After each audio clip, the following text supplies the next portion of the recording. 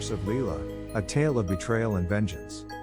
It was said that long ago, a woman named Leela lived in the village. Her beauty was unmatched. She was fair as the moon and adored by all. But her life was not without tragedy.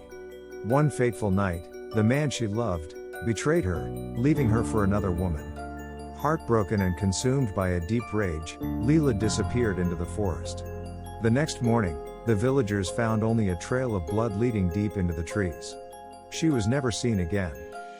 From that day on, the village was plagued by strange occurrences, cattle mysteriously disappearing, crops dying, and the eerie sound of whispers carried on the wind at night. Some swore they saw a figure with long white hair wandering the forest, her eyes glowing with an unnatural light. The Ttales'n'myths, they said, had returned, seeking vengeance. One evening, a young man named Ravi, newly married and full of skepticism, decided that the village's fears were mere superstition. "It's just an old story," he said to his wife, Neha. "The Ttales'n'myths is nothing but a figment of their imagination." But Neha, who had grown up hearing the tales, was not so sure. "Please, Ravi, don't go. The villagers say she haunts the forest. I can feel it too, the cold, the dread." Ravi laughed, kissed her forehead, and left the house. "I'll prove them all wrong." He walked deep into the forest as twilight bled into night, the air growing colder with each step. The trees towered above him, their branches creaking like old bones. The further he went, the more unnerving the silence became. No sounds of animals, no rustling of leaves, only a deep, suffocating quiet. Then, suddenly, he heard it, soft, almost melodic, a whisper on the wind. "Ravi, come closer." His heart skipped a beat. He stopped in his tracks, every muscle in his body tensing. The voice was faint but unmistakable, it knew his name. "Ravi." The voice called again, this time closer. He turned around, his eyes scanning the darkness, but he saw nothing. A shiver ran down his spine. "It's just the wind," he muttered to himself. But then, the air grew still. No wind. No sounds. Just the unnerving silence. The voice came again, but now it was louder, more insistent. "Ravi, don't run away.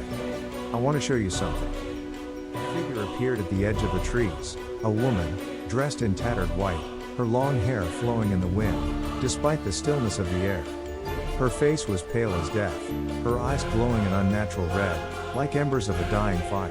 Ravi's heart raced. He had heard the stories, but never did he imagine this would be real. The Ttales'n'myths was standing right before him.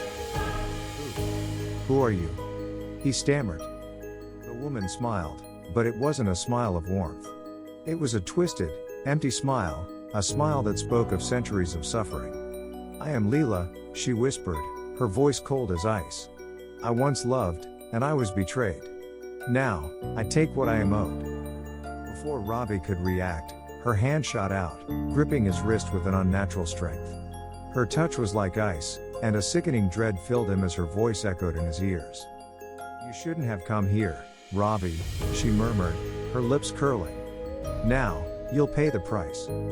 Ravi struggled, trying to break free, but her grip only tightened. "Let go of me," he screamed, his body trembling.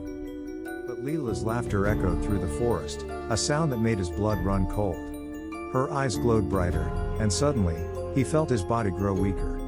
His legs buckled, his breath coming in short gasps. "No, this isn't real. Let me go," he cried, but it was too late. The woman's laughter faded, replaced by a haunting silence. Ravi's vision blurred, and his consciousness slipped away.